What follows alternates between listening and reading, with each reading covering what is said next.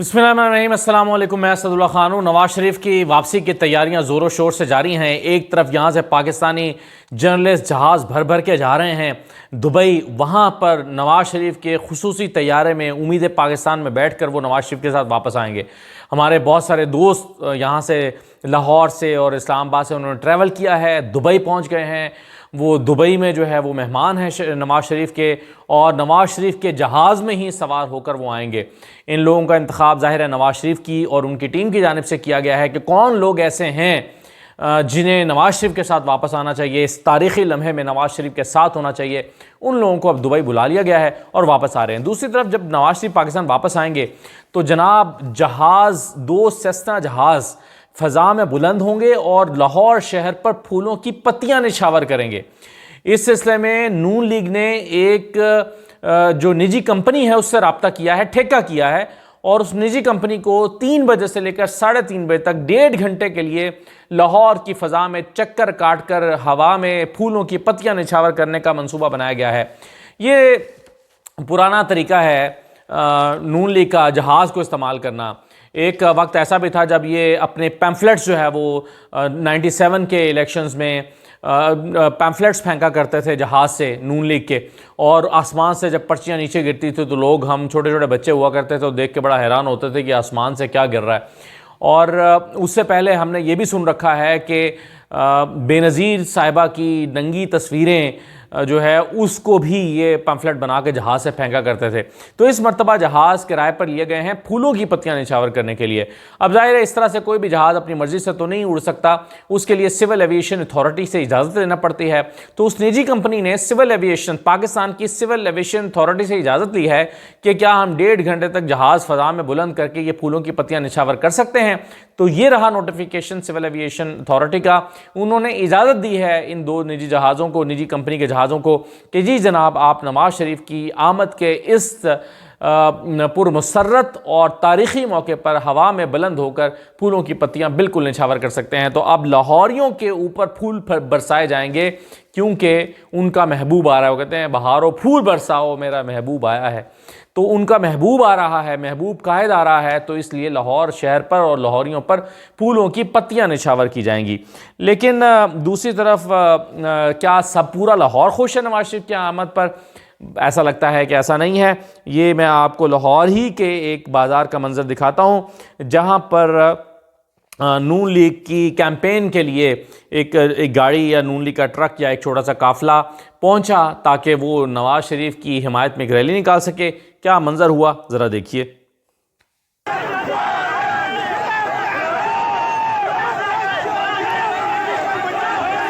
अब ये आप देखिए कि एक गाड़ी, इस पर बैनर लगा है शेर का, नवाज़ शरीफ का, उस बैनर को उखाड़ा जा रहा है।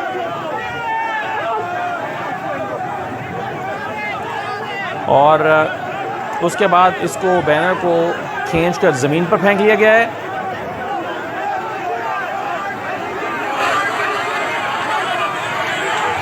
और नवाज़ शरीफ के खिलाफ नारे बुलंद किए जा रहे हैं।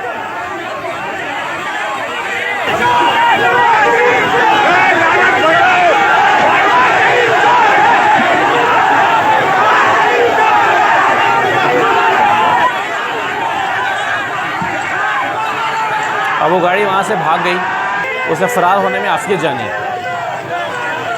उसके बाद इमरान खान के नारे लगने लगे बाजार में।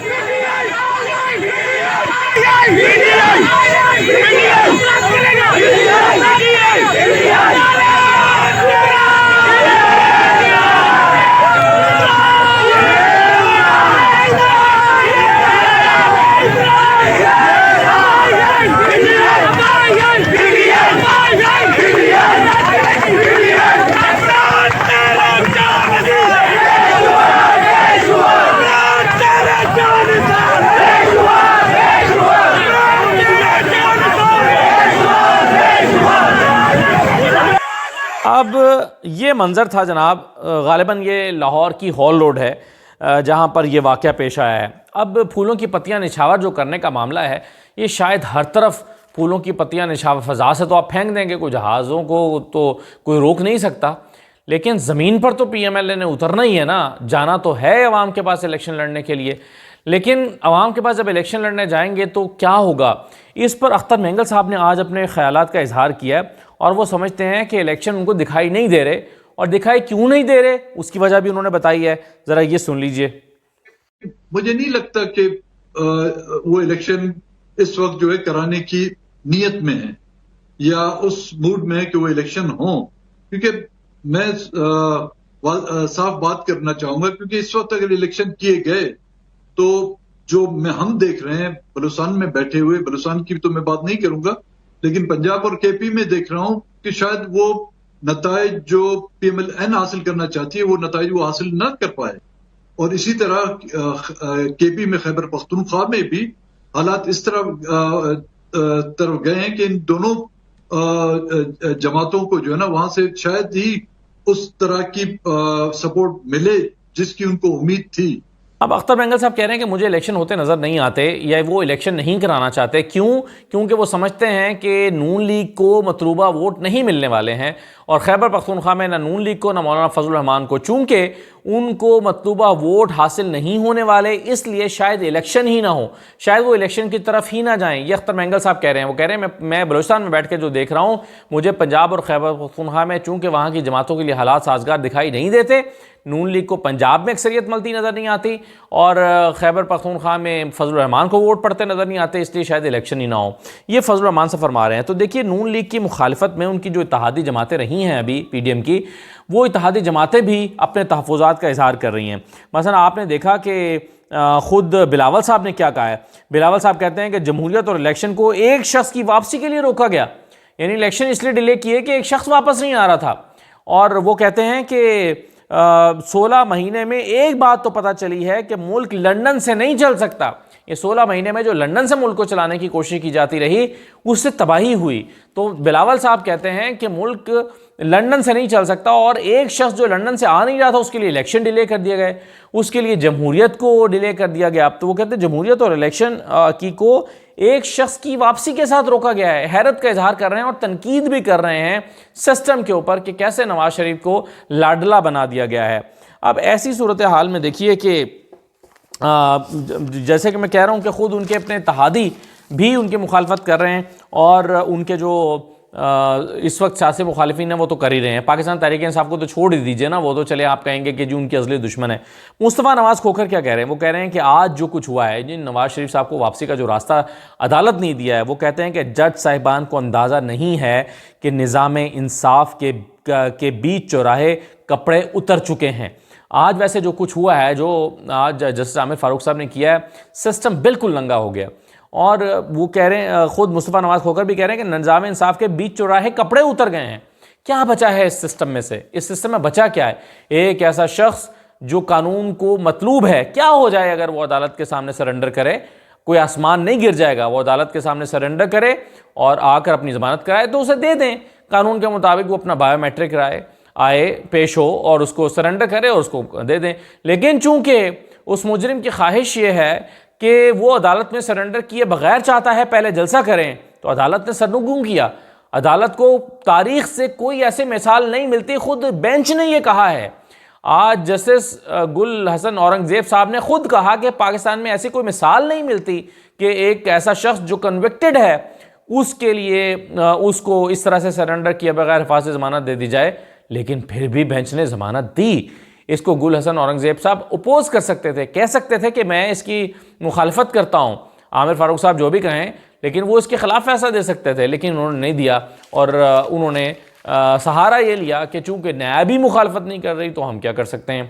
हालांकि आप कहें कि कानून में इसकी गुंजाइश नहीं है, आप क्यों नहीं कर सकते? आप कह सकते हैं कानून में इसकी गुंजाइश नहीं है। अब देखें ना क्या क्या कह रहे हैं आज लोग, क्या कह रहे हैं आमिर फारूक साहब के बारे में। वो कह रहे हैं कि 4 साल से मफरूर नवाज शरीफ का हक के दिफा बहाल है, जब चाहे अदालत आकर अपना हक बहाल कर लें। लेकिन इमरान खान को 2 घंटे में दलाइल न देने पर हक के दिफा ख़त्म किया गया, और यह हक बहाली की पटिशन पिछले 3 माह से आमिर फारूक की अदालत में ज़ेर अल्तवा है। आमिर फारूक की अदालत में एक दरख्वास्त पड़ी हुई है कि इमरान खान को जो ट्रायल कोर्ट में सज़ा सुनाई गई है, जिसकी वजह से वो कैद काट रहे हैं, उसमें दिफा का हक नहीं दिया गया। ये अपील आमिर फारूक साहब की अदालत में पेंडिंग पड़ी है 3 महीने से, और आमिर फारूक साहब उसको नहीं सुन रहे और उसको नहीं लगा रहे। तो ये है इंसाफ जो आज हुआ है। अच्छा, अब देखिए आपके मरीम नवाज साहबा जो हैं वो क्या फरमाती हैं। आज उनका पुराना क्लिप है, लेकिन वो पुराना क्लिप आज चल रहा है और बड़ा रेलिवेंट है। मरीम नवाज फरमाती हैं कि ये जो बूट पॉलिश करने का या बूट साफ़ करने या चाटने का जो भी उन्होंने लफ्ज़ इस्तेमाल किया, ये हमें भी तरीका आता था, लेकिन हम इस तरीके पर नहीं गए। आज क्या हुआ है, इधर सुनिए, पहले मरीम नवाज को सुनिए। मेरी एक स्ट्रगल है और मेरा अगर एक पर्सनल एम्बिशन होता ना कि मैंने यहाँ पहुँचना है, मैंने ये बनना है, तो उसमें फिर मैंने ये रास्ता नहीं अपनाना था बिल्कुल भी। वो रास्ता मुझे आता है, वो रास्ता बहुत सारे लोग आज भी लेते हैं और वो रास्ता बहुत आसान है। उसमें सिर्फ आपको हाथ जोड़ने पड़ते हैं, उसमें सिर्फ आपको अपनी सेल्फ रिस्पेक्ट कुर्बान करनी पड़ती है, उसमें सिर्फ आपको जूते साफ करने पड़ते हैं और वो आसान रास्ता है। वो मुझे भी आता है, बहुत अच्छे तरीके से आता है, लेकिन मुझे आप ये ना समझें कि मुझे अंदाज़ा नहीं था कि इस रास्ते में इतनी डिफ़िकल्टीज़ हैं। अब ये फरमाया है मरीम नवाज साहबा ने। अब इसमें सवाल ये पैदा होता है कि ये जो उन्होंने एक इंटरव्यू में कहा था, आज ये जो तासुर है कि नवाज शरीफ डील के ज़रिए वापस आ रहे हैं, इस तासुर को कैसे ज़ाहिर किया जाएगा? क्योंकि ये रास्ता अगर उस वक्त इख्तियार नहीं किया गया था, तो ये रास्ता आज क्यों इख्तियार किया गया है? ये तो नहीं कहा जा सकता, कोई भी नहीं कह सकता कि ये इस रास्ते से वापस नहीं आ रहे। आज भी नवाज शरीफ उसी रास्ते से वापस आ रहे हैं जिस रास्ते से वो पहले आया करते हैं, जिस रास्ते से मरीम कह रही हैं कि हमने इख्तियार नहीं किया, उसी रास्ते से वापस आ रहे हैं। कौन कह सकता है खड़ा होकर कि जी वो डील के ज़रिए वापस नहीं आ रहे? और कौन कह सकता है कि उनके लिए खुसूसी तौर पर अदालतों ने रास्ता पैदा नहीं किया? कौन कह सकता है? तो जाहिर है ये सबको नज़र आ रहा है। तो ये मरीम नवाज़ का जो क्लिप है, खुद उनके मुंह पर लोगों ने आज पलट दिया है, क्योंकि वो अपने ही उस बयानिए की, आज PMLN मरीम नवाज़ के इस बयानिए की, नून लीग के इस बयानिए की खुद नफ़ी कर रही है। तो ये इस वक्त सूरत हाल है। अच्छा जी, एक दो चीज़ें मैं आपके साथ और डिस्कस कर लेता हूँ। मुर्तज़ा सोलंकी साहब जो हैं वो उन्होंने कल उनकी मुलाकातों की खबरें थीं और ख़बरें ये थी कि जी निगरान हुकूमत ने PTI के साथ मुज़ाकरात का आगाज़ किया है और उस सिलसिले में पहली मुलाकात मुर्तज़ा सोलंकी साहब और शफ़क़त महमूद साहब के दरमियान हुई है। लेकिन मुर्तज़ा सोलंकी साहब ने इसकी तरदीद कर दी है। वो कहते हैं कि जी शफ़क़त महमूद से मेरी मुलाकात को ये क्या रंग दिया जा रहा है? वो कहते हैं कि मेरी तो उनसे पुरानी शनासाई है, पुरानी जान पहचान है, पुरानी दोस्ती है, मैं तो उस चक्कर में मिला हूँ। ये कौन कह रहा है? क्यों बढ़ा चढ़ा के बता रहे हो कि हमारे को मुज़ाकरात हो रहे हैं? तो मुर्तज़ा सोलंकी साहब ने तो इससे तरदीद कर दी है। लेकिन मैंने आपको कल बताया था शायद कि मेरी PTI से ऑफिशियल मैंने उनसे मौक़िफ़ जानने के लिए रब्ता किया और उनसे पूछा, PTI से, PTI के सेक्रेटरी इत्तलात से मैंने पूछा कि क्या ये मुलाकात जो है वो शफ़क़त महमूद साहब ने अपने तौर पे की है या पार्टी ने उनको मैंडेट दिया?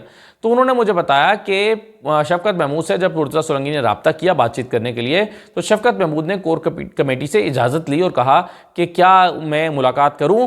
तो शफ़क़त महमूद को कहा गया कि जी आप वन टाइम आपको हम इजाज़त देते हैं कि आप मुलाकात कर लें। तो वो कोर कमेटी को एतमाद में लेकर मिले।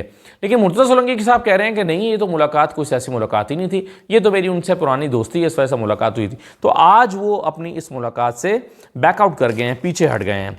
अच्छा, अब इमरान खान, एक तरफ नवाज शरीफ साहब को रास्ता दिया जा रहा है, दूसरी तरफ इमरान खान के जो गिर्द घेरा है वो तंग किया जा रहा है। दो इस हवाले से चीज़ें मैं आपके साथ शेयर करता हूँ। एक 24 अक्टूबर को होने जा रही है और एक 26 अक्टूबर को।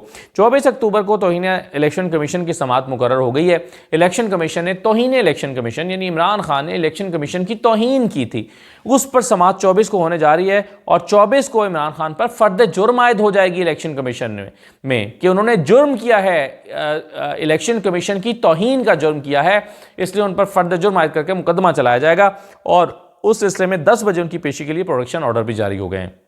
दूसरा, इलेक्शन कमीशन क्या कर रहा है, 26 अक्टूबर को एक और समाअत के लिए मुकर्रर किया है, जो इमरान खान के से चेयरमैन का ओहदा वापस लेने की जो दरख्वास्त है उसको समाअत के लिए मुकर्रर किया गया है। PTI चेयरमैन की ओहदे से हटाने की दरख्वास्त, इसको 26 अक्टूबर के लिए समाअत के लिए मुकर्रर किया है और 26 अक्टूबर को समाअत होगी कि इमरान खान पार्टी चेयरमैन रह सकते हैं या नहीं रह सकते, जो कि वो अभी तक पार्टी के चेयरमैन हैं।